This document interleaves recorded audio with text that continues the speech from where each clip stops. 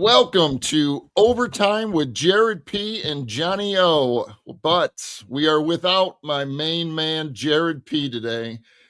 But coming off the bench as a solid six man, I'm serious. This guy is always ready to play. Okay. My co-host of Between the Shanks podcast that we do, Steve Beck. Welcome, my friend, and thanks for filling in today. Yeah, of course, man. It's my pleasure. Big shoes to fill, I'd say. But at the same time, you're calling in some big guns, heavy hitter here. So I feel confident. I'm good batting cleanup. Yeah, I mean, we don't fool around, man. We go right to the top, you know. I mean, when we have to do some fill-ins. But before we get into talking some ACC hoops, a little bit of NBA chatter, I'm a basketball guy, so I'm excited. I'm starting to get into basketball again. Let me thank our title sponsor, Elite Performance Chiropractic. Been with us since day one. Jeremy Phillips has been on our show so many times. He's the owner over there. They relieve pain, restore movement, and prevent future discomfort with chiropractic care and sports rehab. They're located in Greensboro and Winston-Salem. His building, his office right there is right next to, what do you call that? Oh, my God, the Village Tavern, the most popular restaurant in Greensboro. You can find him at epchiropractic.com. Again, epchiropractic.com. So, all right, let's get into talking a little hoops, Steve. Let's see what kind of knowledge you have on the hardwood here. Let's talk ACC hoops. I'm just going to read off a couple teams and then we can have a little discussion. Duke, obviously, even though they got beat by Carolina in that just epic basketball game, that was fantastic. That's what got my juices flowing as far as basketball. Now that football is behind us, that was a great game, but Duke is still the elite of the ACC and possibly of the nation. But there are leaders right now at 13-1 in the ACC. Virginia is back. They're at number 2 at 11-2. Miami, where did they come from? They got that young coach now, and they're 10-3 and sitting nice. It looks like they're obviously going to the big tournament. I'm going to mention Clemson, who's on a little bit of a downfall. And then I'm going to mention NC State at 10-4. Okay, I'm not jumping on any bandwagons, but I like that team. Will Wade is he's got something going there. And then we got to mention UNC. They're at 8-5. Not worried about them. They're injury riddled right now. Caleb Wilson and Henry Vasar. They didn't even play the other day. NC State they made Carolina look like a JV team. And let's not forget Louisville. Louisville, I think they lost this past week. They're at 8-5, but they have looked like an elite team as well. But what are your thoughts on the ACC so far this year? Yeah, I mean, it's interesting that a lot of people have really talked about an ACC league that seems to be a lot stronger. And I do think overall that probably is bearing out to be true. They've got freshman players throughout the league that I think play a significant role in that. That's kind of the interesting part in a time of college sports where you have the transfer portal wide open.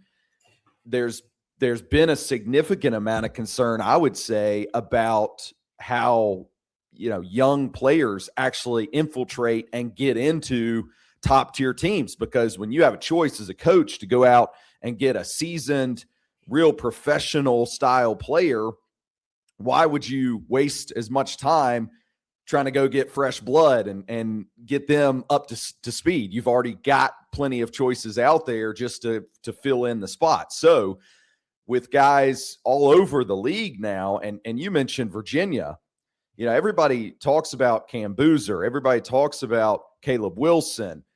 Michael Brown at Louisville as well, another freshman that gets a lot of conversation around him.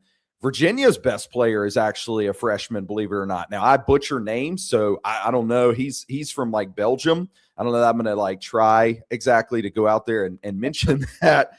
But it's just kind of interesting to me that is they're carrying the league a lot. I'm most surprised, quite honestly, in Virginia. I really am. Yeah. I think that they're just kind of sneaky because when they lost Tony Bennett as their coach, no one really – I mean, that's a Hall of Fame style coach for the Cavaliers. And so no one really knew exactly, okay, what that would look like. Is this going to set them back? And honestly, they've picked up and quietly had a really good conference season other than the one loss to UNC. That's UNC's – nah, I was going to say that might be their best win. I'd say Duke probably tops that. But that other than that loss – I feel like Virginia is quietly just really impressing me. Yeah, no, they're right there. Dave Odom's son took over that program, which is kind of cool. But Virginia, what a nice program. And when Tony Bennett was running that program, they got credit, but they didn't get enough credit. The way that was just it still is an outstanding basketball program. Let's talk Duke real quick. I mean, there's not much to say except for they're really, really good. This is one of the best. I'm not a Duke guy. I really never been into the Duke type thing. But I tell you, with all these recruits he gets, and I always question. I don't know how they didn't win the national championship last year with I agree. Knipple and oh my God, and Cooper.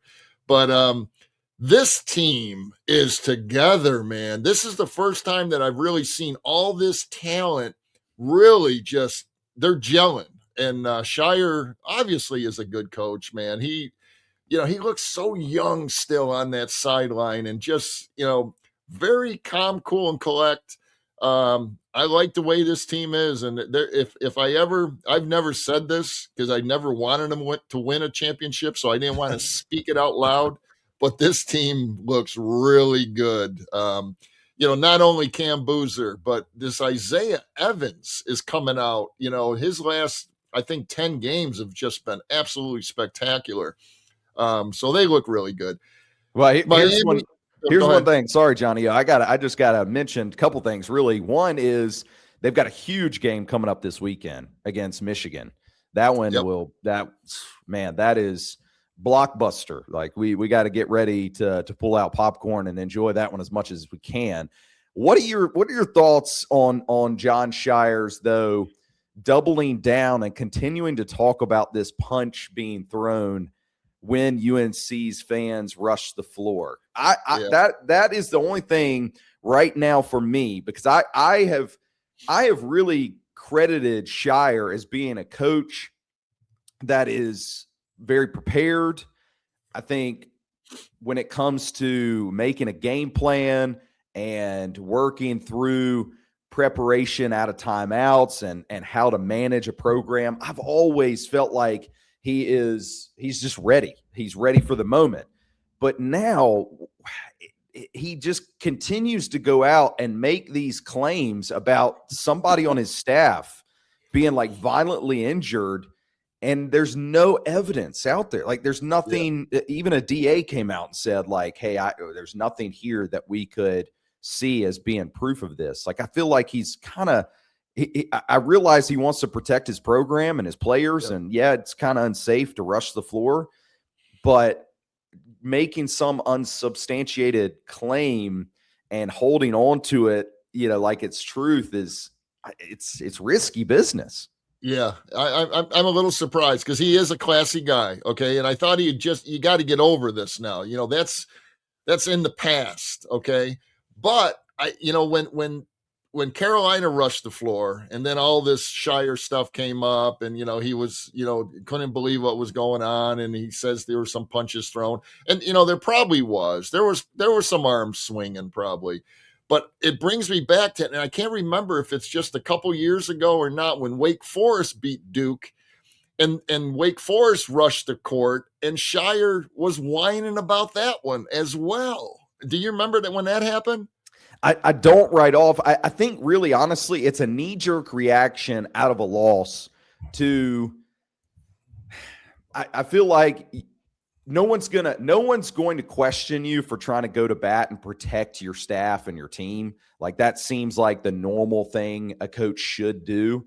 But I feel like it's honestly a knee-jerk way that he's trying to almost cope. You know what I'm saying? Like, my gosh, we just, got beat, but let me find something that I can let, some of my anger and frustration out on, as opposed to just like realizing the fact is you just got beat. Yeah, no, I agree with you there. I think he's just trying to, kind of not worry about that defeat, and that defeat's not going to hurt them at all, to be honest with you.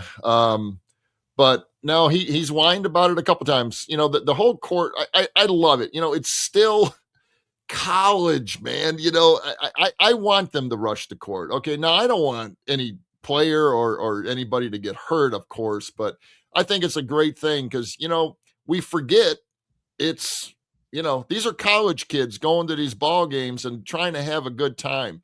It's as much as it is professional sports now because these guys are getting paid so much money.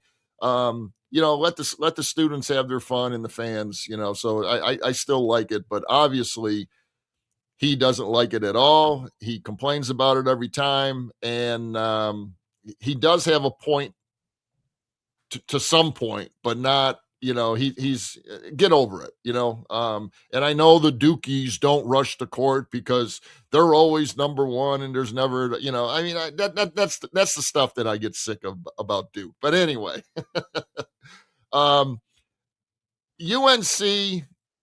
As we're talking a little more ACC hoops here, they're going to be okay. I'm not sure how long Caleb Wilson's going to be out, but they play Syracuse this Saturday. Okay, Duke scrimmaged Syracuse Monday night, won by about 42 points, and I think I'm a Syracuse fan, and I'm just disgusted, and it's been a long few years because we are used to being right up there with everybody, but it's not good. Can I ask you a question about Syracuse that I feel like I would move to? Would you bring Jerry McNamara back to be the coach? Love Jerry McNamara. I'm at the point, Boeheim basically was my coach for my whole lifetime. Okay. Right. And that was, right. He coached for 50 years. Now they went with Red. I want their next coach, and Autry will be fired after this year. He's got to be. Okay. They need a change. And when I mean change, to answer your question, I think they got to go outside the family. Definitely. Gotcha. Let's change it up. Let's bring in whoever you need to bring in and like a I don't know, just somebody outside. They don't pay a lot of money at Syracuse. So they're not going to get a top-notch guy, but would I be totally disappointed with McNamara? No. It should have been McNamara right now, to be honest with you. I couldn't believe it wasn't. He's at Siena right now. He's doing okay at Siena, but he's got a pretty good coaching staff. So to answer your question, I would rather not, but I wouldn't be absolutely upset about it. So the only other thing I was going to take issue with what you said, I don't know that UNC will be okay. I don't. As bad as NC State beat them just a couple of nights ago, they were without their two. I understand that has to be a concern though. If you're a Tar Heel fan, if you're Hubert Davis today, and you realize how critical your whole system rides around just two players on your roster. That's 40% of the guys on the court. I understand. I'm saying that might be 90% of what their whole team is valued or worth is what is more concerning. So at any point in the future, let's say Caleb comes back, which I do think he will. Not sure that's the best decision, for his quote unquote professional career going forward, but I admire that if he comes back and says, hey, I still want to finish out playing some college time. And Henry Vassar, his Achilles kind of ankle thing, I don't know. They made it sound like it was almost a non-issue, but now he's been out 2 games, so that's kind of surprising. But just the amount of value that those guys hold, even when they come back, put them in foul trouble, and the Tar Heels are almost just helpless. Like they got no other answer. And Seth Trimble, since he hit that last second shot, I want to say he's like 0 for 7 from 3-point range now. So I don't know.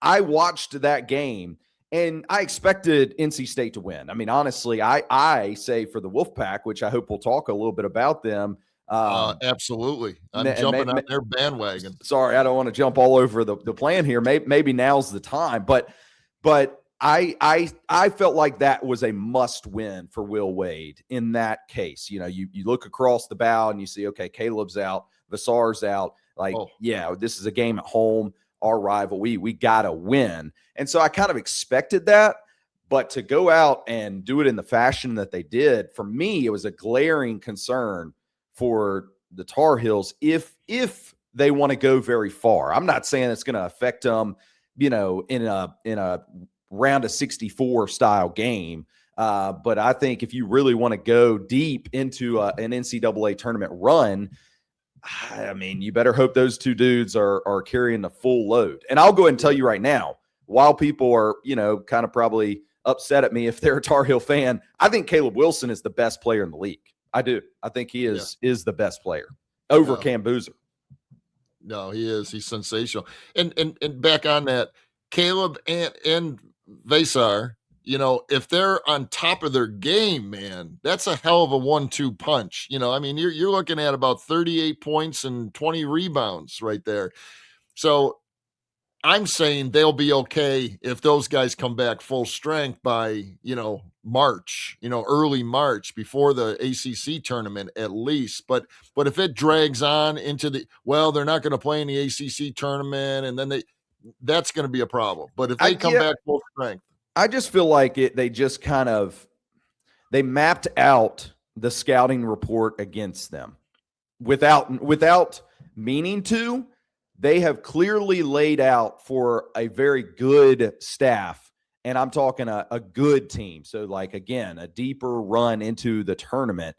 They will be able to look at that scout and say, okay, we really just need to shut down 2 guys and make everybody else on the roster, Bogovac or Dixon or Trimble or Kyan Evans or whoever, Jaron Stevenson. We just got to make all those guys beat us. These 2 dudes, we'll make them, we'll foul them out, or we'll just double team them. We'll cover them up and let everybody else beat us.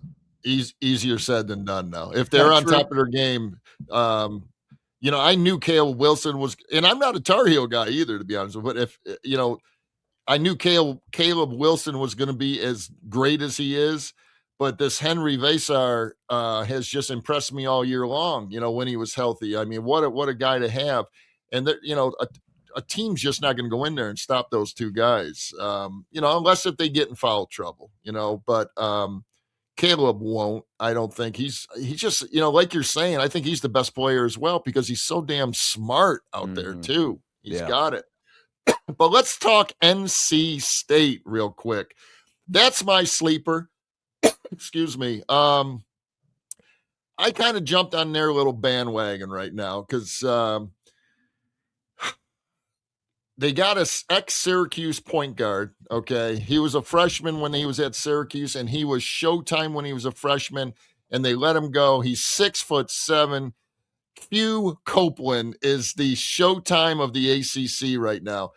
And he is just, he's a senior now. He controls the game. He's an assist man. He's a pass-first guy, but, he had 20 the other night. He always has 7 or 10 assists. What a leader to have on that team. And, along with this Darian Williams, another senior they brought over, in the portal. Paul McNeil. I mean, this guy's averaging like 14 or 15 points a game, and he's had a 45-point game, earlier in the year.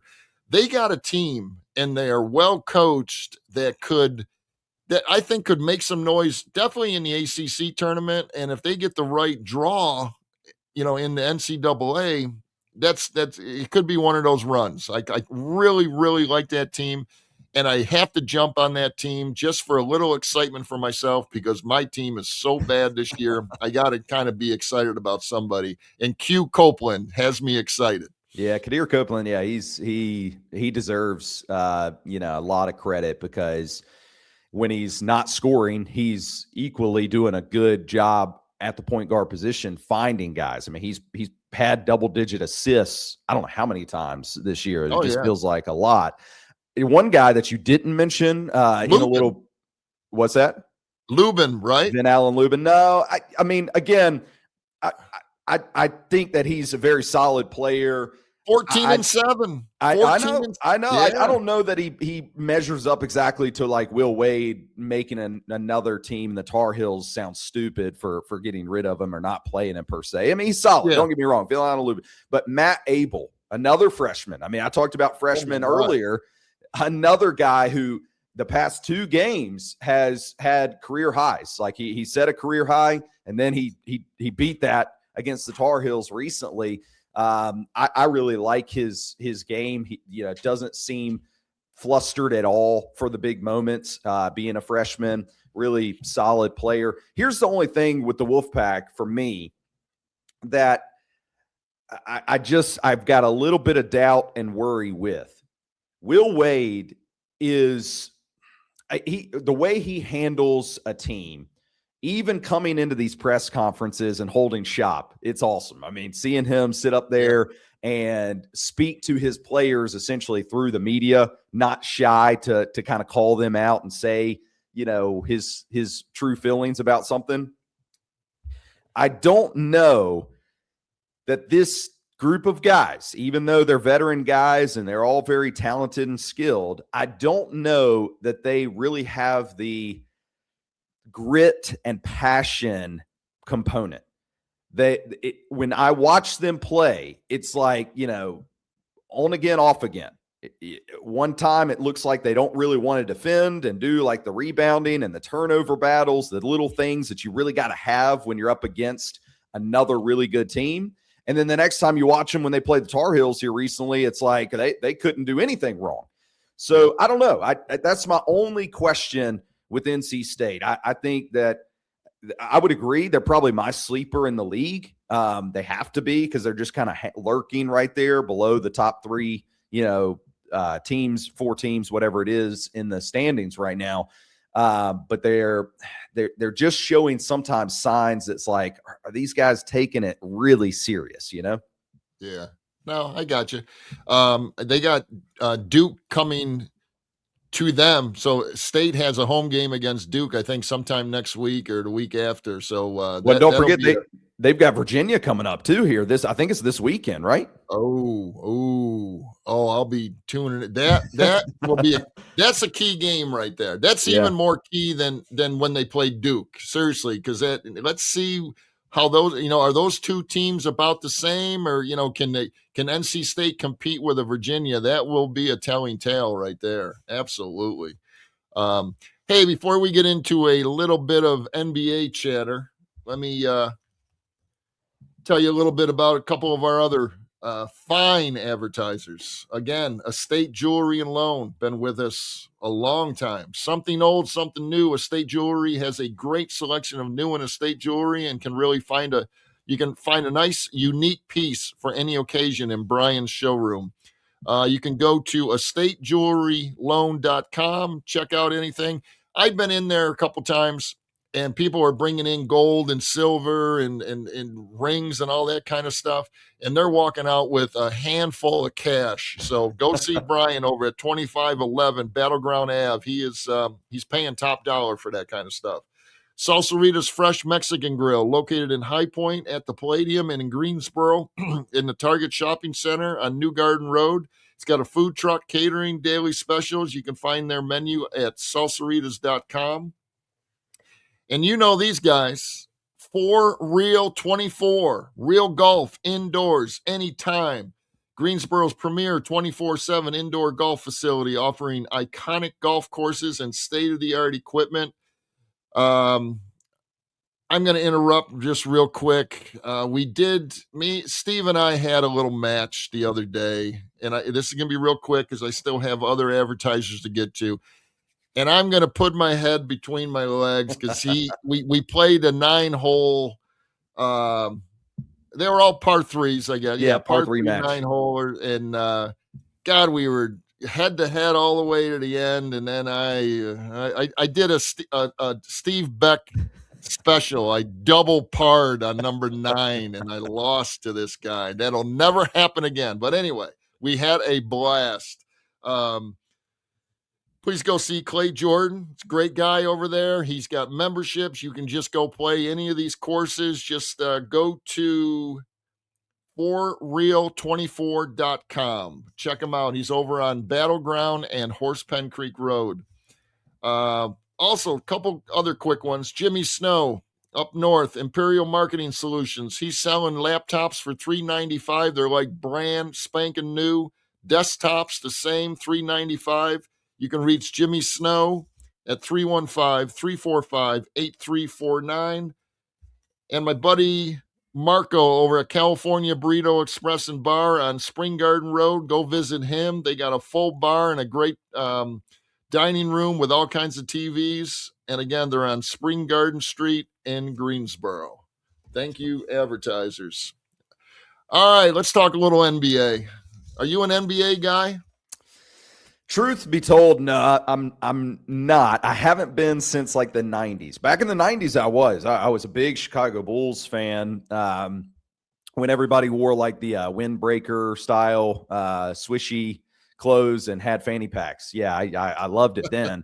Nowadays, I won't say that it's the worst thing in the world, but I feel like their season is too long.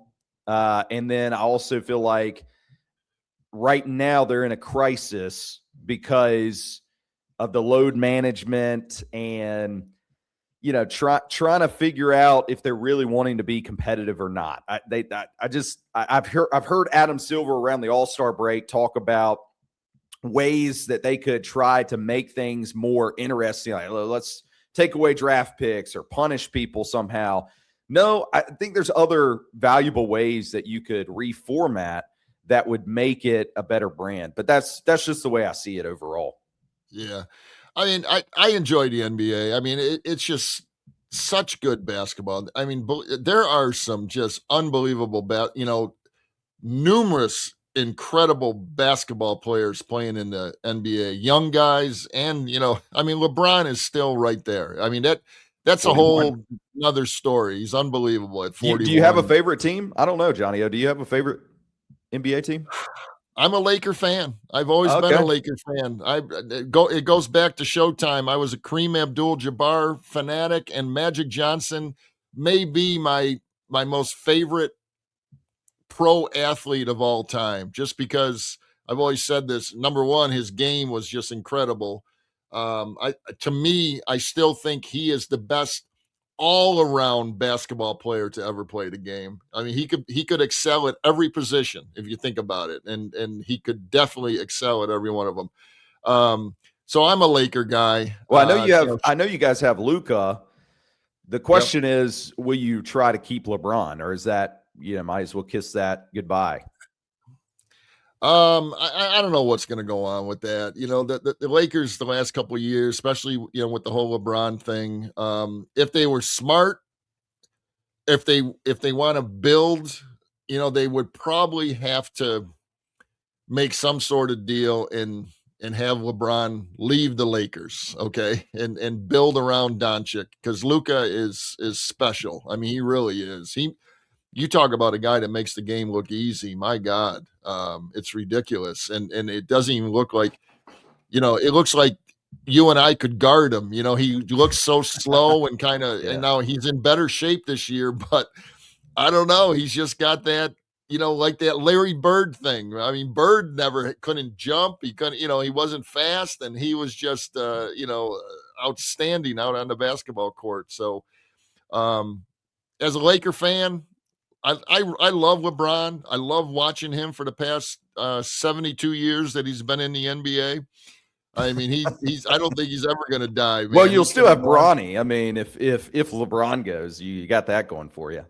I don't know what they're going to do. I think that he's taken a lot of heat just for being brawny, but he's not bad. I don't want to say anything bad about that, but obviously it was because LeBron's on that team, but all good.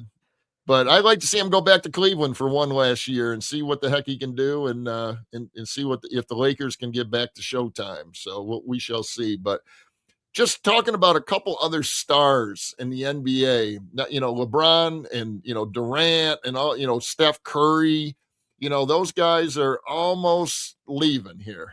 I don't know when, but what we shall see.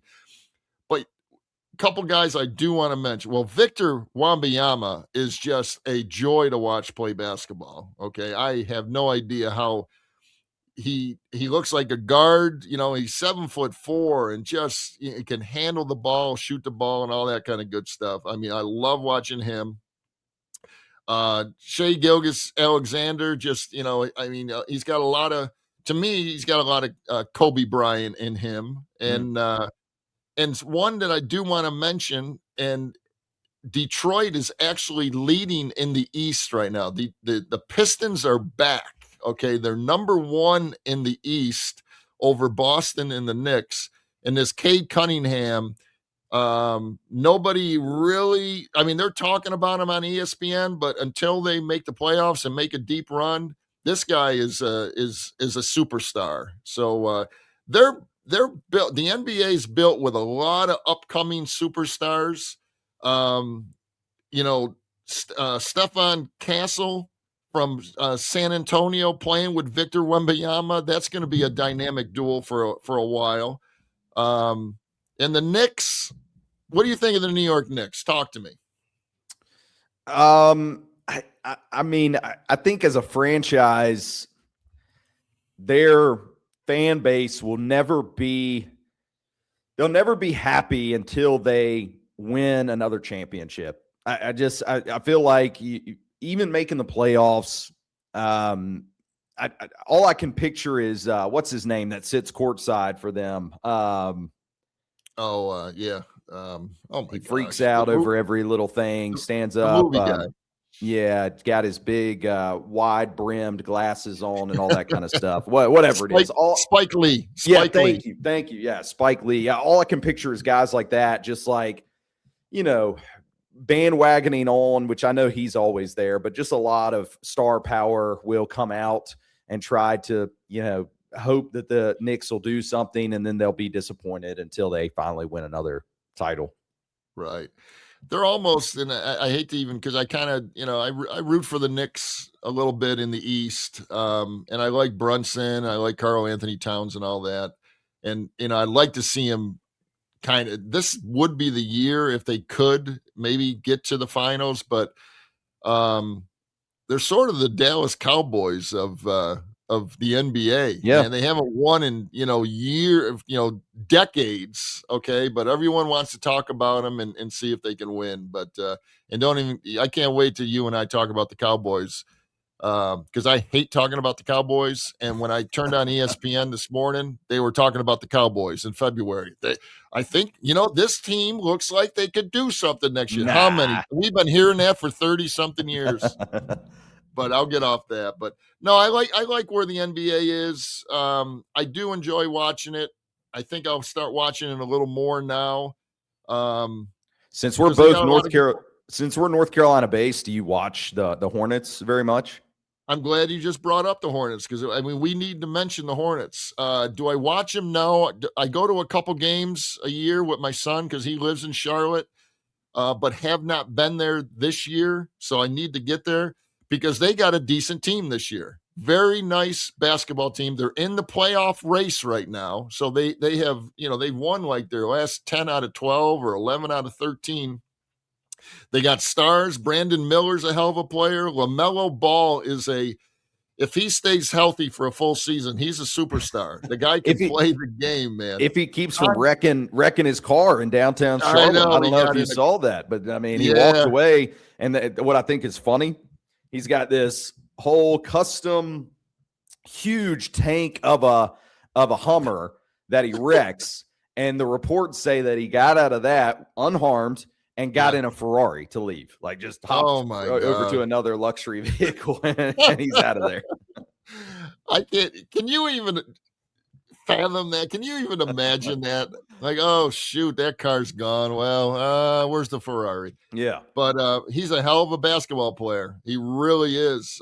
Con Knipple, outstanding rookie season, and Miles Bridges. They're all averaging about 20 a game. 4 guys. So look out for the Hornets.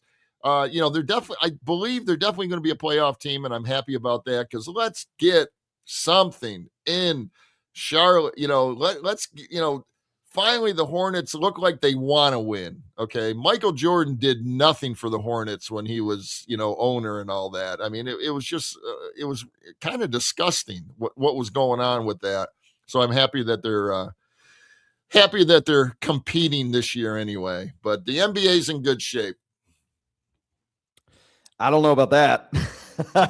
I know that they have good storylines. That is true. But this load management, like I said at the beginning, and length of schedule and the All-Star game kind of deal. And I don't know. I just feel like Adam Silver's, I don't think that he is the right guy when it comes to figuring out the ways that they could fix this. But ooh, boy, I disagree. Yeah, see, we disagree on that end because I think he's been brilliant, man. Seriously, I think he does a pretty good job with them. But now you got to admit, please tell me this, and this will be in closing, then we'll shut the show down.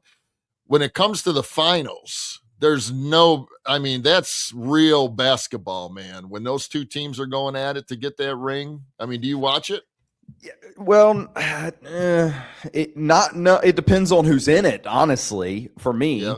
But right there, and I know we're trying to shut down, but you bring up like the most fire point for me in what you just said is the real basketball right there. That's what bothers me about the length of the season and load management and the things I'm talking about with that is you shouldn't have a game right now where it's not a real basketball, where they're just out there and, we're going to let, Wemby take a night off because we're playing in Charlotte. Like, that should not happen. It didn't used to when I was an NBA guy. They were playing. I mean, ask Rodman if he took a night off. I mean, or a playoff. Like, he just didn't. So I don't know. That's the part that drives me insane right there is if you're going to have nights off, go down to 40 games, strip it in half, which they'll never do because they want the money. But, make it so short and compact that there's no nights off. And people like yourself, like, they can't get enough. They're so hungry for it, I can't argue with you there. Let's say, what do you got a 10 and an 8-year-old? Let's say you bring your 2 kids to Charlotte when, and LeBron's coming to town and you pay, this is low. Let's say $200 a piece. Okay. My whole family's going $800. We're going to see LeBron and he sits out. Yeah. That is just it's not fair to fans. And I think that's what you're saying right now. And I agree with that 100%. So, all right, my man, Steve Beck from teedoffsports.com. And we got a nice little podcast going between the shanks. We're going to have, we're having some fun with that. So please tune into that. But Steve, hey, appreciate you filling in for Jared P today. Absolutely. Thanks for having me. You got it.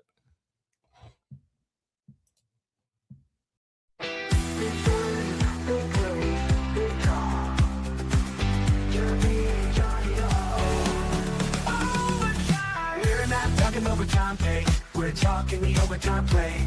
The big stories, the big plays, the big drama. We got Jared B and Johnny.